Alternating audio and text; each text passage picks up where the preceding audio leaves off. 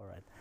هي شوي علي رحمة در محش الحري ركبي من ركبته به عمري 70 عيون به كيلو من الحره به يعني كين شان الهوتي بكيلو داكن إنسان يقاطع الهوتي بمغار سفر كيس داكن إنسان سفر ك بعد لهم كعريت بعد لهم كإنجليزيت بس هم كدبون غيره بس الحريه والغد كيني الله بدعاك ليش به ذن شوي بنعظن هبون هبك بسألت بك شوك بشيني الحمد لله شي ثلاثتيني بثروت وانتي my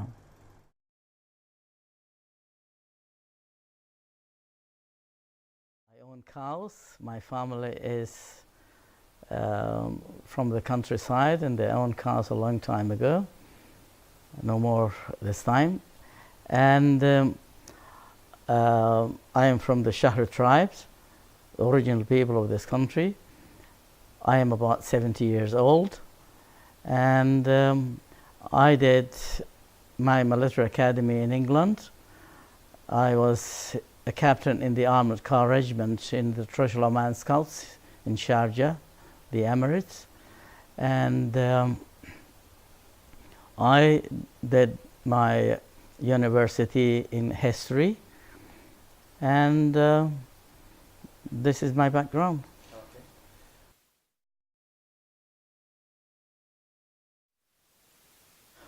Well, you see, I believe even from my, the beginning of my age, that this country is a very important country in the history of the Arabia, because this is the land of al-Ahqaf, and this is the land of the people of Ad, which is the original land of all the Arabs came from this area.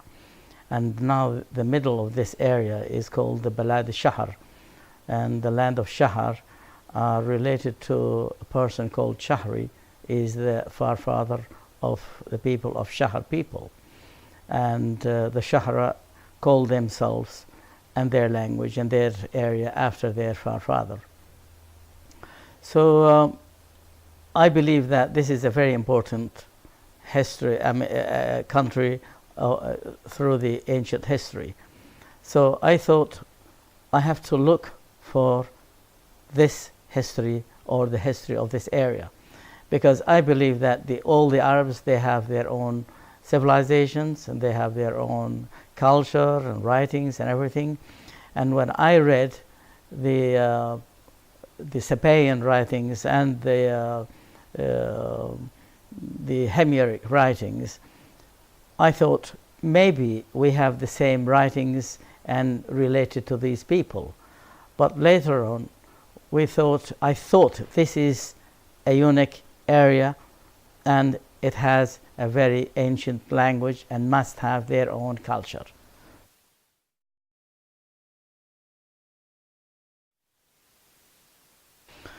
Well, you see, the Shahri language is a very ancient Arab language, and the most ancient Arab, or Semitic as they call it, language still existed in the world.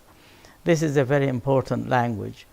We need to preserve it. We need to record about it. We need to ask the elders, the people, about the ancient names and the ancient words.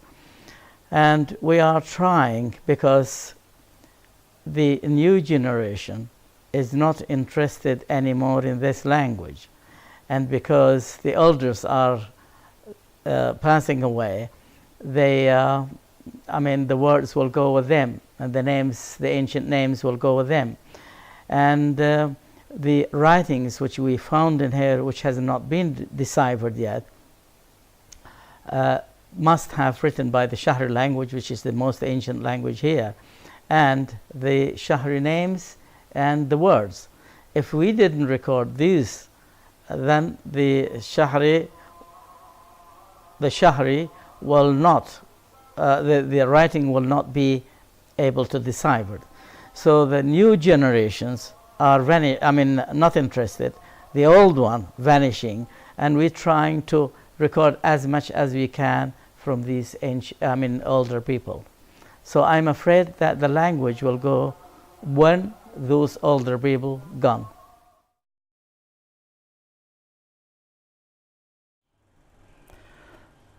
Well, I think there are some people now, even younger generations, feel that this language has to be looked after, at least for some times, or to be taught in an institute or in the university or somewhere in the country. So they think if we opened an institute for it, or any study for it, we will be able to preserve and keep the language, because many people, they wanted to learn it, even younger people, even locals, and they wanted to learn it in the way, the cultural way, like grammars, and they wanted to know everything about it, and even to keep the ancient names of the land, of the people, of the areas, all the names, stars and everything, to keep them in their mind.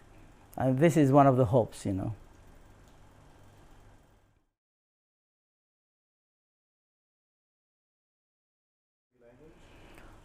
Well, there are some other people trying to record the language and to pronounce the words and keep some words and names and everything. And this is, it's one of encouraging things that the people doing. But unfortunately, they are not doing it on the scientific way. To keep the letters, to organize, to recognize the letters, to put them like the scholars. They have their own letters, which is, they call it the IPA system. And now we're trying, and many people, they're trying to put some letters for this language in the computer, so we can type it and recognize it. And this is, some people still, now started to recording the language.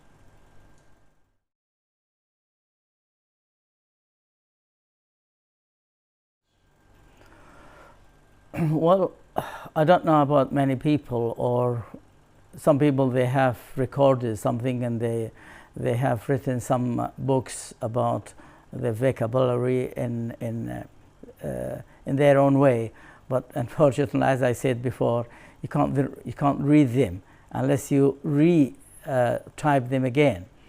What I'm doing is, because the writings that we have found has not been deciphered, and because the culture of this country is a very important, and all the scholars think these writings belongs to the Shahri language, and everyone said, you are the person, for me, you are the person who can decipher this language. So I thought, if I stay years and years trying to decipher the language, maybe I will not be able to succeed. So by that time, I will lose time and lose a lot of words from the elders. So I recorded a lot of vocabularies and a lot of names. So I have 9 books about the Shahri language to print, in addition to 2 books already has been printed. Those 9 books about the Shahri language, but it is about the grammar, about the vocabulary, about how to learn the Shahri language in 3 languages, Shahri, Arabic, and Shahri, English. And also some names of almost, many things about the country, places, stars, animals, and, lots of things. So this is the important, and I think what I've done is more useful than trying to decipher the language.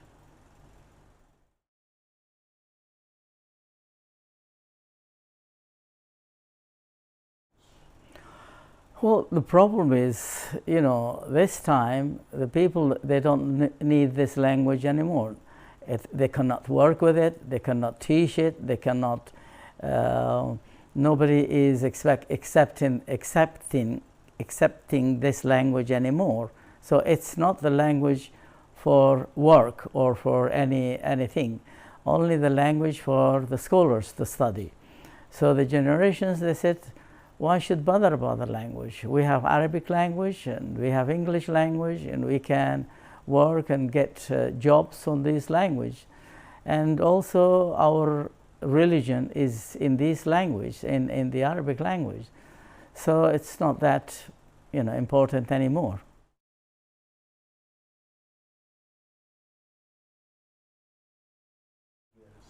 Well, if we still preserve this language, from this language 60% now, I think with 20 years time, I think only about 10% will remain there. That's, you know, I hope it will not, but this is what I think. Because the people, 70 to, not the 70, more than 80% now, they don't pronounce even the Shahri letters. They don't know how to pronounce it. They pronounce it in a different pronunciation.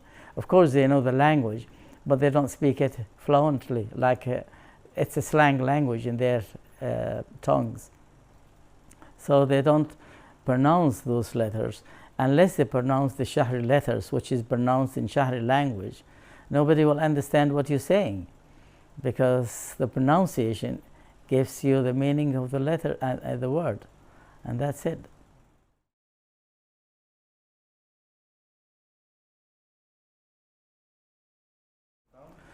Not yet, because I have not, nobody has worked on it, and you know, somebody else than me, and I am not working on it. Even the language, the same letters and the same writings in Colorado, nobody is trying to decipher that language, because they said, this is your language, this is your letters, and once you decipher your language, it means the Colorado ones will be deciphered immediately. And I am trying. Now I have those books ready. I have lots of things has been recorded ready, and I'm trying. I will try next year to give at least 4 to 5 months only to decipher the language. So I will lose 5 months to decipher the language, I mean the letters. I hope I will, you know, succeed, but anyhow, I don't know.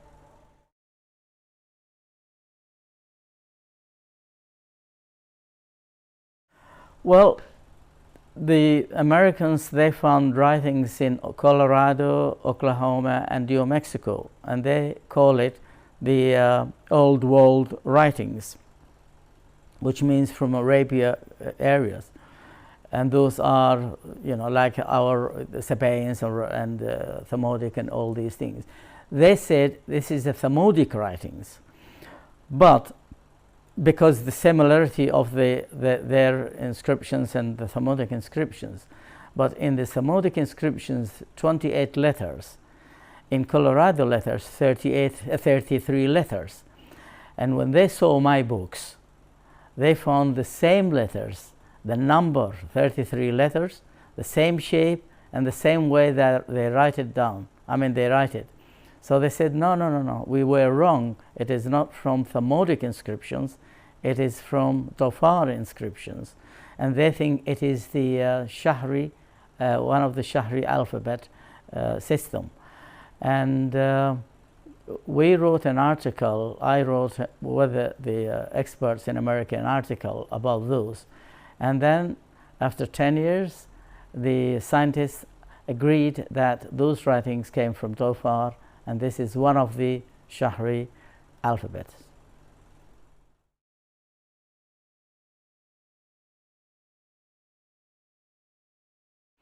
Good. There is a proverb in Shahri language, about a snake, a huge snake. The proverb in Shahri, we say, "Her hot ksfot, yehabisat remnum," means if the snake wanted to, to eat everything or to destroy everything, the God throws it into the sea. So I asked it why they say this. They said there is a story. The story of the snake is a big snake. We have three main things which is existed all over the world: a huge snake, a huge bird, and a huge giant person. And those huge things existed in Dhofar in our stories, and they say it is in Dhofar. One of those is the snake. So there is a story from a man said he was coming from the city going to the countryside at night, and when he became under a high mountain, he saw a light coming on the road. So he stopped there, and then the light passed him. There was a big snake, and a man is on the neck of the snake with a light, big light. And the man asked the man on the snake, he said, "Who are you?" And he said, "I'm what do you call him? An angel. I am an angel." And he said, "Why you're standing there, and why this snake? You guiding this snake?" And he said, "This snake wanted to eat the people, wanted to destroy everyone, and the God ordered me to throw it into the sea." So he said, "Don't go." The angel said, "Just wait there until the snake finished." So the man passed on the neck, and then after about another half an hour, and the snake is moving, another angel came in the middle of the snake with a light. He told him the same story, and then he waited, and then another angel came on the backside of the snake with the same story. So when the snake passed away, he walked up to the mountains where he wanted to go. This is one of the stories.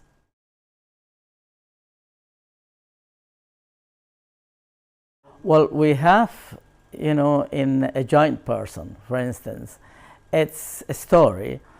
I asked the Shahra people who are living in Al-Halaniyat or Korea-Moria Islands, and they have a story of a giant Shahri person. His name is Sanaq bin Anaq, and sometimes they call him Marzouk. And the story of this man, they said he's a Shahri, he's from that island, and he can walk in the ocean, walking, and then you take the fish and burn it by the sun, close to the sun, and eat it. And so he's very high, he's very tall as the mountains. And he said, they said, before he died, a few days before he died, he threw a big net of a fish net, and it was about 1 kilometer long, that net. And when he died, they couldn't find a place for him to bury him, so they cut him into pieces and put a big graveyard for him. This graveyard still called after his name.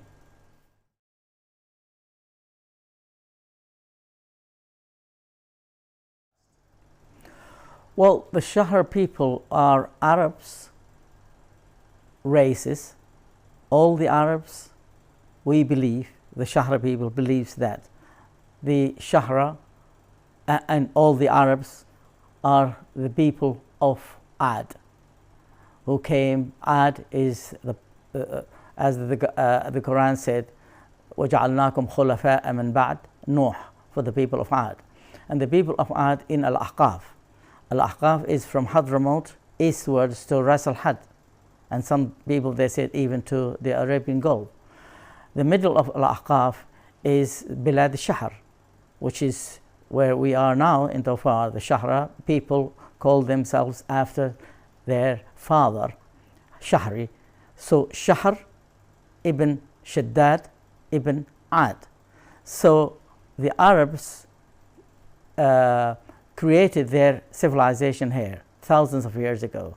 And then when they became bigger and stronger, they spread all over Arabia, and they formed their own kingdoms and their own civilization everywhere. The remaining people, the original people who remained in here, are the Shahra people and the Mahra people, because they're all from the same origin. So the Shahra people considered the most ancient Arab races still existed in the most ancient Arab land, in this land.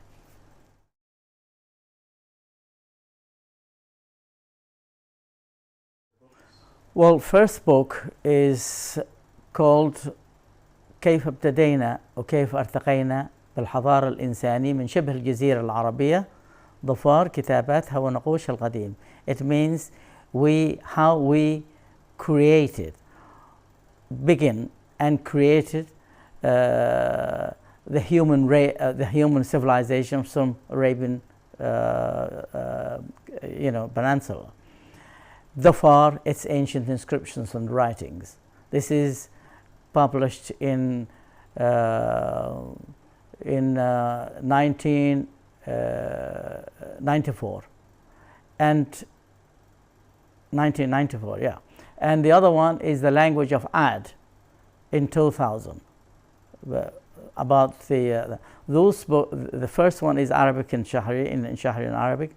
The second one is in Arabic, Shahri, and English, Shahri also.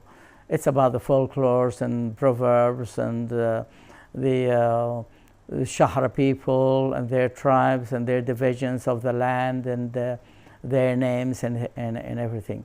So in both, Arabic and in English. So these two books. And the other books, which is now ready to be printed, hopefully the government will print them. It's 9 books ready. 2 books, one book is about how to learn Shahri language. It's in 3 languages, Shahri and Arabic and Shahri in English. The other one is about folklores and proverbs, in addition to what I have written already in 3 languages. And these are 4 books, 3 dictionaries about the Shahri words, and 1 about the Shahri grammar in Arabic and Shahri, and the other one is about the handcrafts in 3 languages. I hope somebody will rent them for me.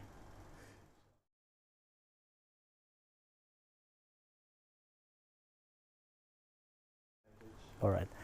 هي شوي علي رحمة در محش الحري ركبي من ركبتها به عمري 70 عيون به كيلو من الحره به يعني كين شان الهوتي بكيلو داكن إنسان قاطع الهوتي